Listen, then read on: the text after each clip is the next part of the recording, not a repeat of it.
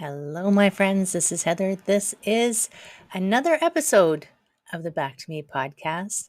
Let's see, I think this is episode number 102. Woohoo! This week is Janet White, another amazing human being.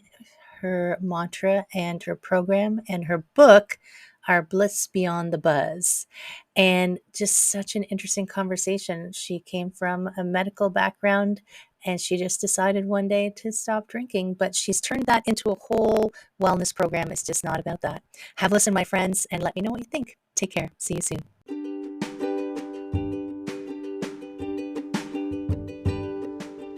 Hi, my friends. Welcome. This is the Back to Me podcast, and this is Heather, and I am super excited that you're here. You are going to hear some tips and some tricks and some ideas to help you live your happiest and healthiest self. I call it Back to Me because when you are taking care of yourself, back to me, then you can take better care of others, and we can all make the world a better place. This is Wellness Your Way, and I am super happy that you're here.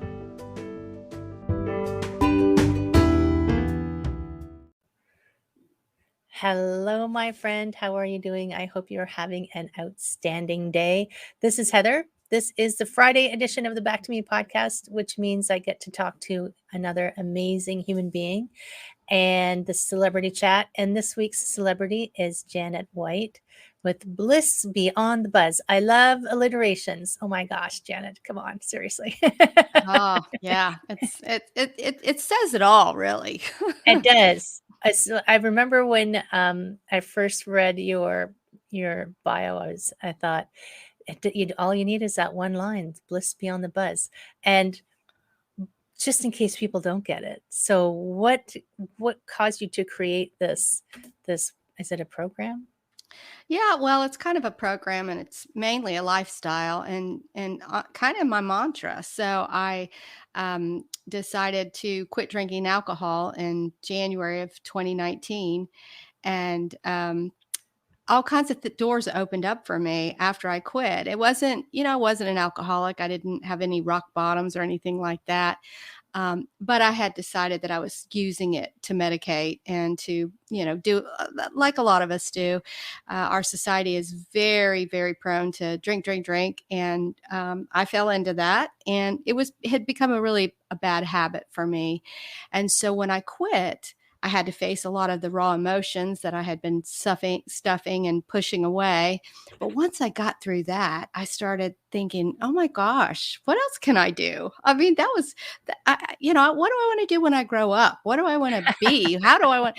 So it started pushing, but I started finding the bliss. I started finding myself. I started on my self-development journey. I started finding a healthier way to live.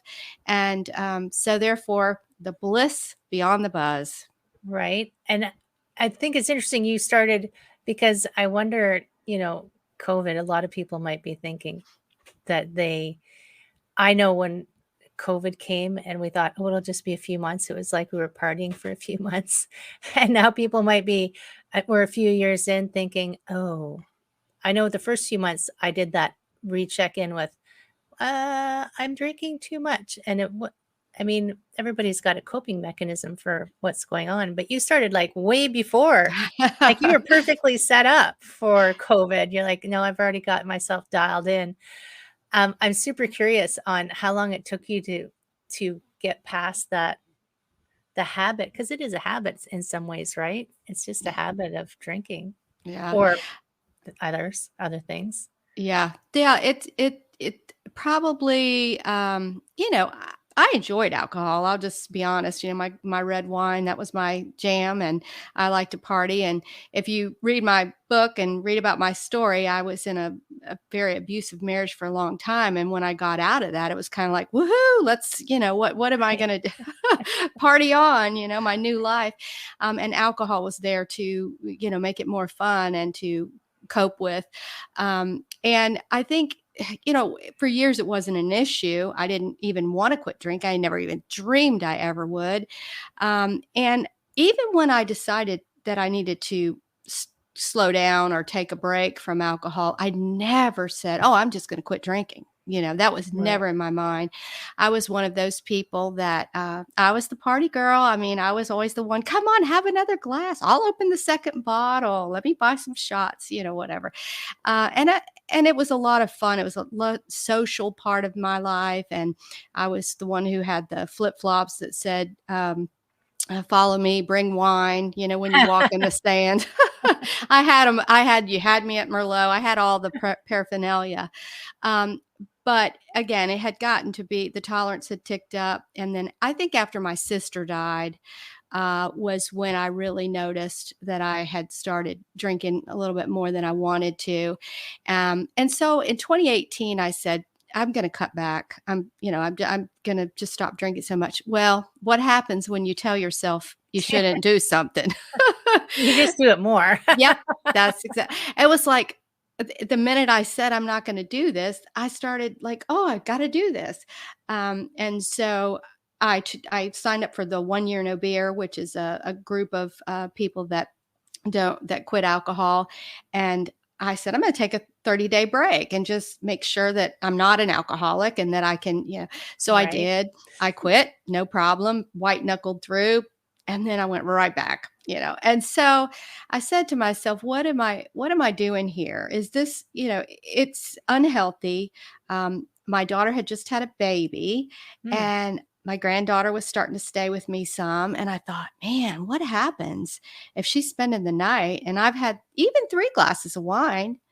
She goes to bed, something happens. Am I going to be able to drive? Am I going to be able to make a good decision? So it really made me challenge myself to say, I need to do something different. And the other thing is, I wanted to be around. I want to be here for my grandkids as they grow up. My mom died young. My sister died young. And we have to be healthy. We have to take care of ourselves. So I think those were my driving factors.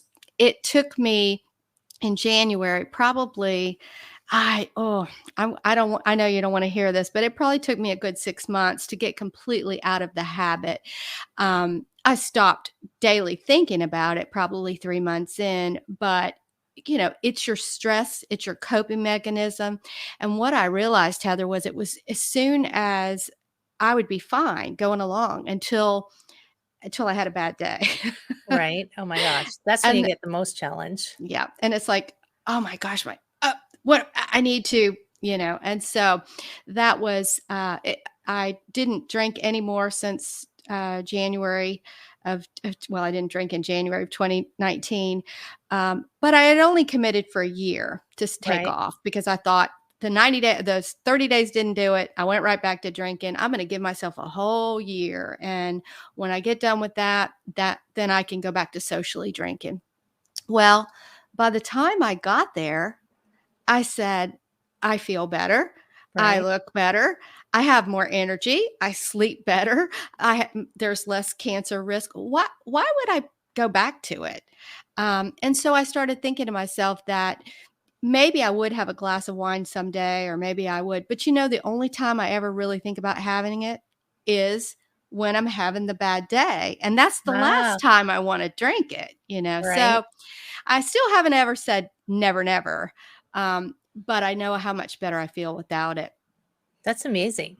Yeah. And I think, I mean, we're talking alcohol, but I don't know. Here where we are, weed is now legal. Hmm. And I know that's a lot of people's coping mechanism because what stayed open during when everything was shut down? Booze, Yep. coffee, food, and weed. Yep. That was all. So that just told you what we needed, what we thought we needed to be able to, and all they were asking us to do was to stay home and relax. Yeah. But Yeah. what Yeah. do I need to relax? Obviously, I need something else than Yeah. just sitting home and relaxing. And then how did you decide to turn that into, I mean, a mantra? I like that it's like got so many aspects to it. The mantra, the program, the life, the whole thing. During the pandemic, I lost my job like a lot of other people. I was in the healthcare field. I'm a nurse, but I had been in administration and a lot of leadership roles, big stressful jobs. And I lost it because everything was kind of changing in that corporation. And I thought to myself, what? do I want to go back into that and do that? And so I started looking at, what do I really want in my life, especially at this age and where I'm at. And I knew what I value the most is time with my grandbabies and my family, and self-care had become a big part of my life, taking care. And I thought about the parts of my job that I liked the most. And you know what it wasn't the management piece per se. It was mentoring people and coaching people and having team meetings where I encouraged people to, okay, I bought everybody a copy of the Energy Bus and said, "Come on, let's all get on the Energy Bus, take care of yourself." So I realized that that was kind of innate. That was what I had always enjoyed the most. And so I became a coach. And so I started one-on-one coaching and group coaching, and I finished up my book, Finding Bliss Beyond the Buzz. That's what I wanted to remember to ask you what the name of the book was. Yeah, Finding Finding? Bliss Beyond the Buzz. Yeah, and Nice. it is, again, it kind of goes through my life story, and then it turns into what I'm doing today. And I came up with this little mnemonic, I guess you'd call it, pre-cans. Oh, yes. So it kind of sounds a little silly, pre-cans, but if you think about it, it's pre-can. If you do this, then you definitely can. So anyway, Oh, I like uh, it. so the P stands for purpose or passion. And so you've got to think about it. And that was what tipped me towards this journey, was, what do I care about the most? What am I most passionate about? And when we align our values with what we actually do in life, wonderful things happen. What we normally do is we just push in our day to day, go into a job that maybe we don't get anything out of, or we don't love, doing the things we have to do. And we say, what's most important to us? Oh, well, it's my health. Oh, well, it's my family. Oh, well, it's this. But yet our life doesn't reflect that. We're working I 60, know. 70 hours a week. We're not going to the gym. We're not eating. So are we really living those values? So the P is to look at your purpose or your passion and align your values. Rest is R. Our society doesn't have any idea. I mean, other countries have siestas and all kinds of. I we feel bad that we're influencing them to not have them anymore. It's like, keep those siestas. They're so good for you. Yeah, exactly. But our society rewards people who get to the office first, stay late, instead of taking the rest period that we need for ourselves, mindfulness, giving our mind a rest. We're just so stressed out. That's why we're on all the drugs and alcohol and everything else we use. So rest your body, rest your mind, exercise. We've got to do something about movement of our body. That's what we're made for. I just read a study the other day about sitting being the new smoking. I know, right? So it's exercise, and find something that you love and just do it. Now, did you See, read the study? Just sorry to interrupt you. Did you read the study that said that even if you exercise an hour a day, if you spend the majority of your day sitting, you're still at a higher risk for cardiovascular it's disease? so sad. So people think I'll go to the gym in the morning and then I'll work 12 hours at my desk and I'll be okay, but you won't be. Sorry. No, Sorry to burst your no, bubble. no. And honestly, in the challenge I did recently, we talked about every 20 minutes you need to reposition. You need to sit up. The people who shake their legs all the time, they Yeah, might be annoying in a meeting, but they're better off. I'm a leg bouncer. I secretly am too. So, but anyway, the C in pre-cans is connection. And boy, did we see that, how much we need each other Oh my in the gosh, right? pandemic. Hugs and time with friends and family and connection of loved ones. A is for alcohol free, because of course that's one of the things that I really think opened the door for me. Nutrition is the N. We eat terribly here in the United States. It is sugar, sugar, sugar, process, convenience, and it's killing us. So And sugar is hidden in so many things you don't even know. Yeah. even in your potato chips, which let's not talk about potato chips, but it's a weird place to hide sugar. Yeah, it's in everything. Yeah. And then finally, the S is for sleep. We need to get our rest and have that quality sleep. And alcohol is notorious for, you might think it's helping you sleep, but at 3 o'clock in the morning, when you wake up with your palpitations and you're dehydrated, guess what? That's the body trying to detox itself. So it does definitely affect your sleep. And So it's that's the funny, pre-cans.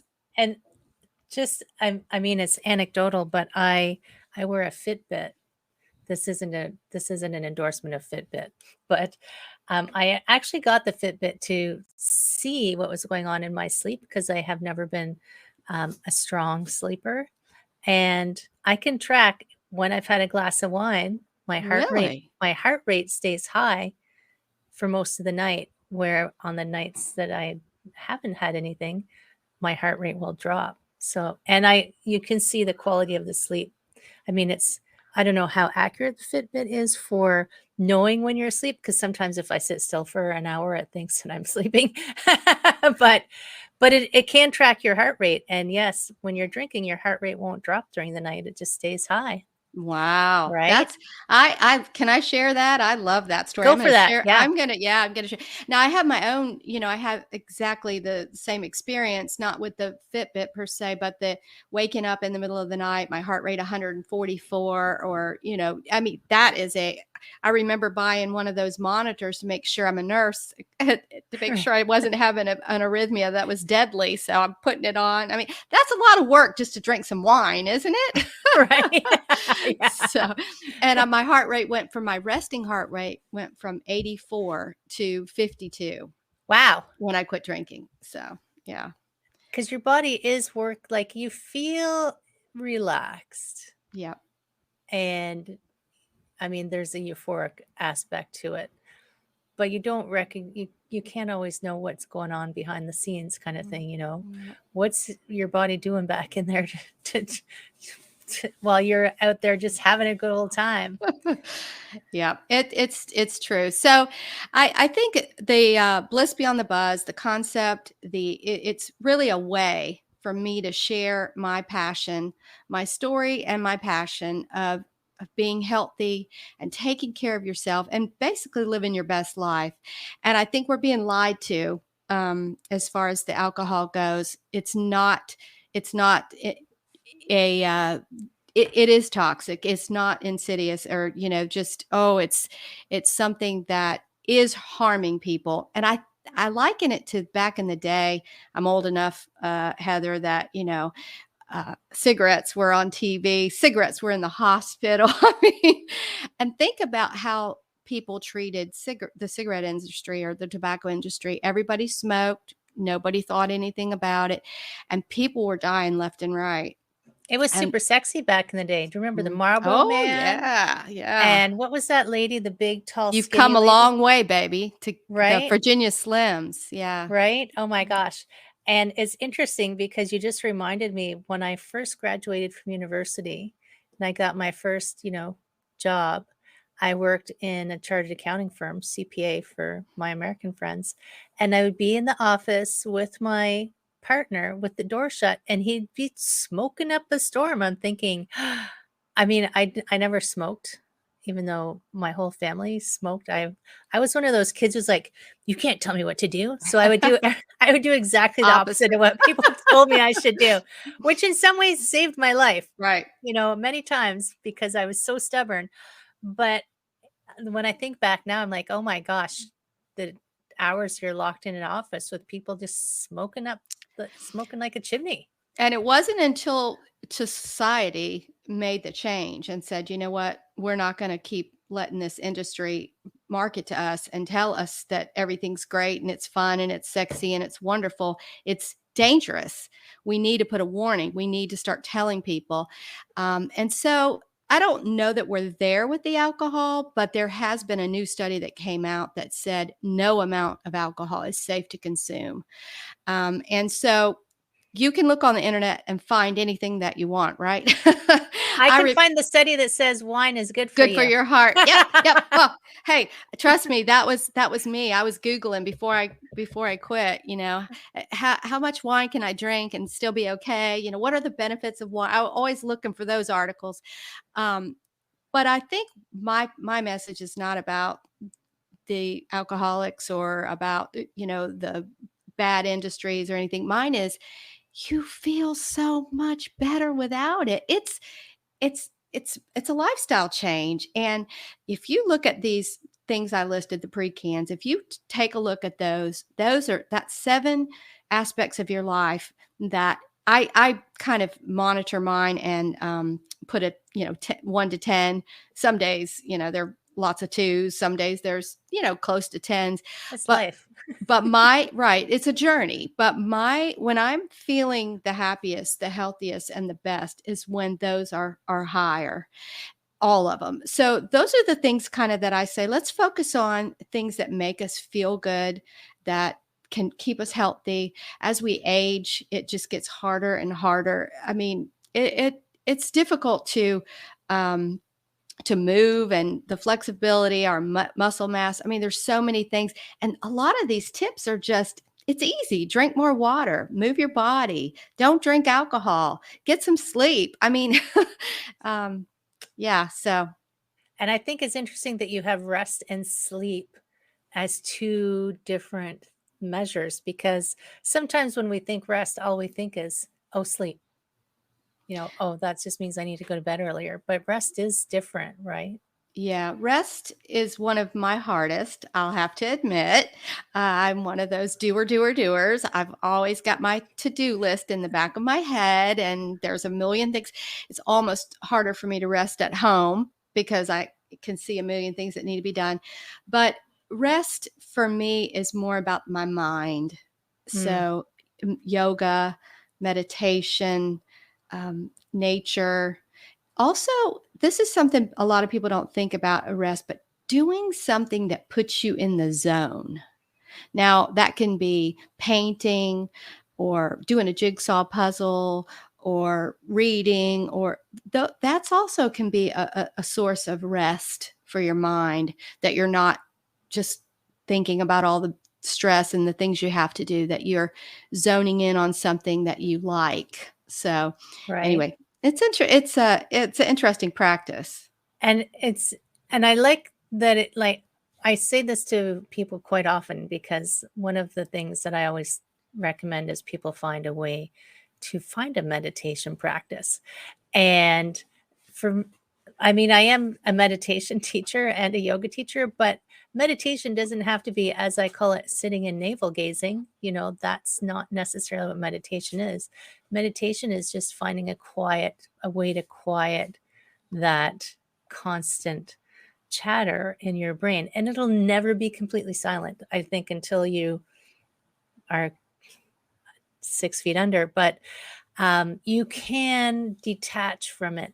So even yoga isn't even actually the practice of that North Americans think it is. Yoga is just uniting your breath and your mind and your body into a place of stillness. And through asana practice, maybe it's through movement. Tai Chi is a form of meditation. All of those things where, like you said, you get into that. Sometimes you need movement, sometimes you need stillness, but where you're not thinking, you're just do that. I'm a painter, so painting or drawing or moving or something, even going for a walk in nature where you're not thinking about anything in particular, is a form of meditation. One Yeah. of my clients walks her dog every morning, and I said, well, it's quiet and you're walking your dog and you're not thinking of anything in particular. That's a meditation, right?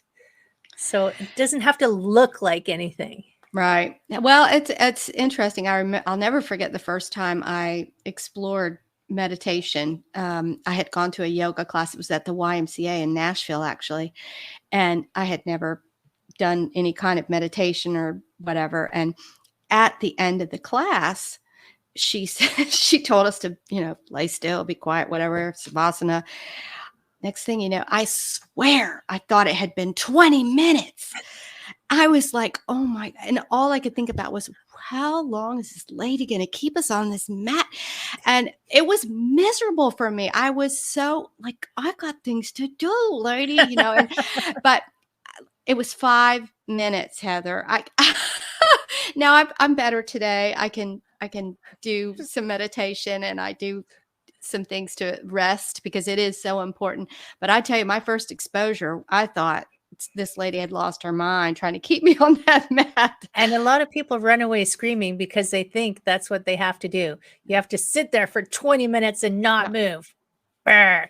But it doesn't even have to be that epic. I mean, 5 minutes might be epic for you where you are, right? Exactly. And uh because and I wonder if she had warned you if you would have been able to settle Yeah. because it was open-ended and you were like, how long is she going to make us stay here? If she had said, we're just going to spend 5 minutes Yeah, in your that day, would have been helpful because I right? honestly didn't. It felt like way longer than 5 minutes to me. So And I've done 20-minute meditations where it's like it's over. I'm like, what? We just sat down. But yeah, it takes practice to get there. yeah, And some days it works even with practice. So I've had a meditation practice for like over there's a 20 in there. There's a over 20 in there. And I still get days where I can't focus or sit still or let go whatever is bothering me. So that's why we call it practice. right. Yeah, We're never that's right. perfect, never perfect. And that's okay because I don't strive to be perfect. I just strive to be better than I was. Right. Yeah, I love that. And that's kind of where I've come at this point. I've come to almost, I guess, an acceptance of who I am and what I enjoy, what I want. I speak up, I set boundaries for things I don't want to do. And I mean, I've made some serious changes in my life, and putting myself first, prioritizing my health. Maybe not making I'm not making the money that I was making at that big job, and but I don't have the stress either. So I've traded some things to live more my values and the things that are important to me. Um, but I think we tell ourselves that we aren't successful, or that it's not enough unless we reach a certain amount of status or money or whatever. And I think we need to accept that everything's a trade-off, and being able to prioritize yourself and do the things that you love, it may not look the same as somebody else's idea of success.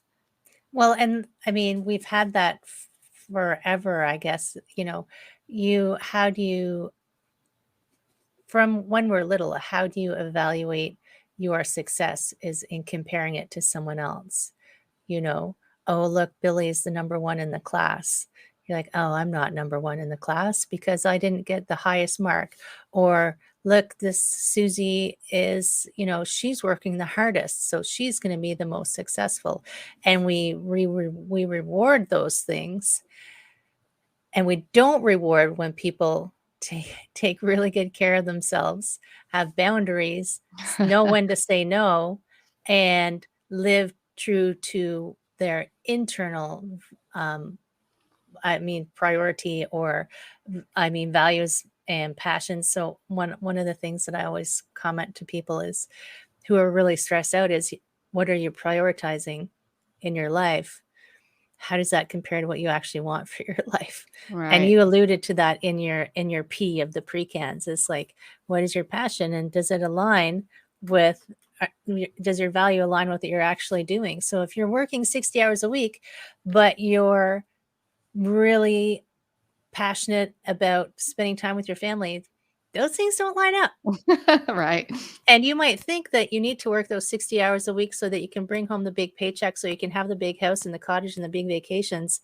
But I'd rather spend more time with my family than time working and traveling for things that, how many people do you see fighting on their family vacations because they're all stressed out? Right. Right. Yeah. Well, I think I am kind of excited that there are a lot of people who are moving, I think, towards the balance. I see even in the healthcare field, I saw physicians, younger physicians coming in saying, I'm not going to be on call 30 days a month. I'm not going to be gone 24 hours a day. I want to be with my family.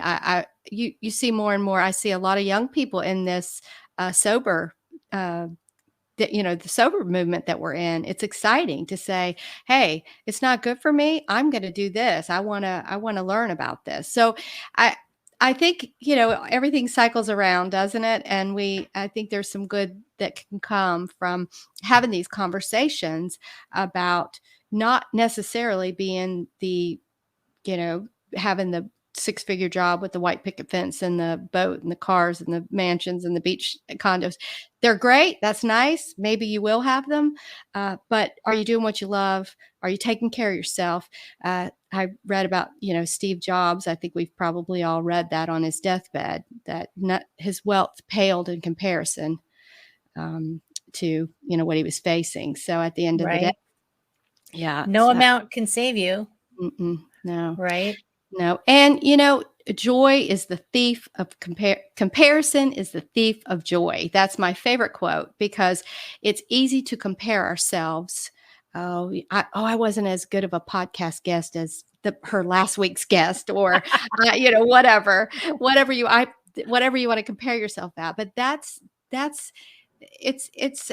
steals your joy, because number one, it's beauty's in the eye of the beholder. Someone may love what I had to say. Someone else may not. There's so many. We're all different. Just be true to yourself, and don't worry about what the others are doing. And that's easier said than done. Oh yeah. I mean, there's an entire marketing industry designed to ensure that we compare ourselves to what they think we should be doing, because we Yeah. would be way happier if we Yeah. buy this, do this, right? Right. And it's interesting. I mean, it was an interesting comparison to the smoking industry. I have no idea what caused the tip to the other side, to the sudden realization that smoking is bad and you shouldn't do it.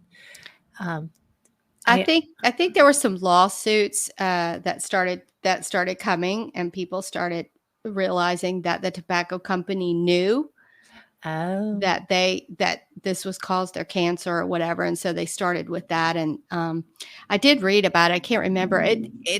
I can't believe it's such a short amount of time ago. If you think about it, it's yeah. not been that many years. I'm going to be 60 next week, so Happy birthday. thank you. Yeah, I'm going to be 60, and it was so it's less than 60 years that we've Yeah, had cigarettes in the hospitals and in the doctor's office, and like you said, in your office next door, and in your car smoking with your kids. right. Oh my gosh. And so I wonder if it'll take a lawsuit or some lawsuits to shift the alcohol industry, or if it'll just be um, a generation of people who just see the long-term impacts of it and say, no, I'm out. Well, I'm hoping that I'm going to be a part of the attracting people to give it a try. And so that's kind of what my goal is, to say, hey, try it and see. If you don't, try it for 30 days, take a break, see how you feel. If you don't feel better, go back to drinking. That's fine. But give yourself some time. And if you can do a 90-day break, that's even better. But you will see that you will absolutely, your heart rate, your blood pressure, your skin will be better, your sleep patterns, your dehydration, your cognitive energy level, just so many things. And I love your example. I can't wait to share that on my on my sober Sundays. I do sober Sundays every Sunday at 8 a.m. On my Facebook page, on my Bliss Is that Beyond the Buzz. Eastern time or what time is it? Eastern time. Okay. I go live at 8 o'clock. You never know what I'm going to talk about, Heather. I'll talk about, but I'm going to be talking about you in a few weeks. So you can bet that.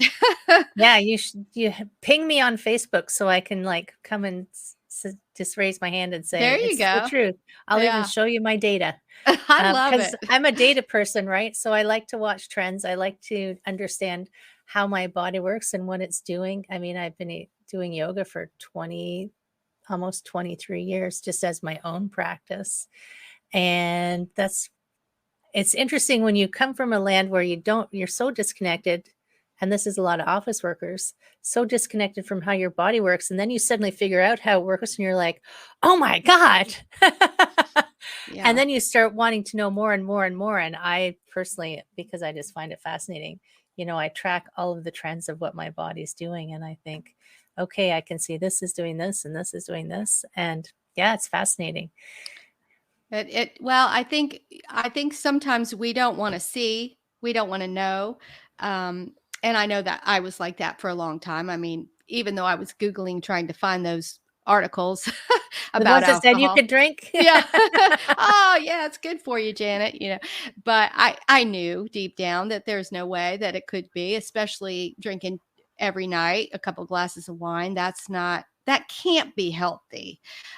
It just can't. And Right. so, as I started doing the research and reading what we call the quit lit, all the people who have quit and done the studies and have the data, I was really kind of shocked. Even as a nurse, it's interesting how we don't push that in our society. We don't say don't drink. We say, oh, you need to maybe cut back, or but I mean, it's very accepted and part of our culture. I mean, it is the one drug where when I decided to quit, people were like, "What?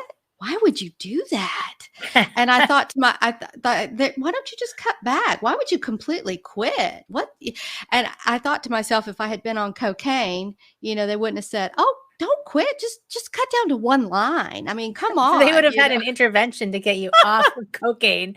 We've got to get her off. Yeah, Give her a but drink. they're trying to get me back on. Yeah. So it's interesting It is how very socially it normalized. is. And Uh, I always thought it was funny that the US, and this is just from a Canadian perspective, that the US would be so upset about pot, but not alcohol. I know. I know. Well, yeah, that's a whole different story. And Oh, I mean, yeah. I personally think if you had to pick one, you might be better off with the marijuana. I don't do either one, but I think you might be, based on the research I've done on the Oh, alcohol anyway. But I think it's interesting that we make it so difficult for people who maybe they do choose to not stop drinking for 30 days. It's why? Can't you just have one instead of supporting that? Who cares? You want yeah. to drink? You don't want to drink? And so I think that's changing a little bit. I don't know if you've noticed, but there are tons of alcohol-free options now, Yeah. all kinds of beers and even alcohol-free gins and spirits. And so, I mean, these distributors and distilleries or whatever are getting on board with We with don't the want to new lose our movement. customers. That's right. That's right. Right. Oh my gosh, seriously. It's a whole different topic, but it's kind of like if you're going to be a vegetarian, just don't eat meat. Why do you have to have meat, fake meat? Yeah. Yeah. So I do understand it helps ease the socialization. People won't give you a hard time. And if you're eating drinking an alcohol-free beer, they won't say, why are you drinking water? Why are so it does ease that a little bit. Wow. Yeah. So interesting the way our world turns. Yeah, it is. And I think it is important that you that we value ourselves and put ourselves first. And if you think that you are drinking too much, you probably are. Especially if you're Googling how much can I drink? True enough. That's so true. Yeah. And you'll be able to find whatever answer you're searching for. You Exactly. can always find something that will tell you what you want because it's the internet. Yep. And I mean, when I teach my classes online, I always start with the made up holiday this week is because I said they're all made up. Someone just said today's the holiday. So stuff on the internet isn't always true, everybody. Sorry. That's right. That's right. And so where can they find your book? It's on Amazon, and Okay. and I think it's in all the other bookstores as well, but it's easy on Amazon. It's just $10. So easy to pick up. Finding Bliss Beyond the Buzz. I'll make And sure it's in the show notes too. thanks. And then I'd love for you guys to join me. Anybody who's interested in taking a break from alcohol or learning more about it, just look me up on Bliss Beyond the Buzz. If you can remember Bliss Beyond the Buzz, you can find me. Absolutely. Well, I'm going to make sure the links to everything are in the notes as Thank well, you. so everybody can find you, because it's an important message, right? And I like the fact that it's balanced out. It's not just quit alcohol and then get on with your life. It's you need all of these parts, right? Yeah. We need all of the parts to be working properly. So good. Thank you so much for joining me. I always like to know at the end, do you have any final words of wisdom to pass on? Well, I think that those final words I just said are pretty important. But I think too, if you are thinking that you might be drinking too much, you probably are. But I think my words of wisdom, if I could tell anybody anything, is to make sure that you're taking care of yourself and that you're putting yourself first. That spill they do on the airlines with the mask is real, and self-care is not selfish. So true. That's why this podcast is called Back to Me. That's right. Right? I love it. Oh my gosh. Thank you so much, Janet. It was so great chatting with you. I just think Thank you. it's so fabulous, the program that you're offering people. I So enjoyed good. it. Thank you. My friend, I hope you enjoyed this episode. If you enjoyed this episode, I'm going to remind you to like and subscribe and comment and share with all of your friends. And hey, who knows? Maybe you can try a little Bliss Beyond the Buzz. My friends, I hope you have a fabulous week. Take care, and I will see you again soon.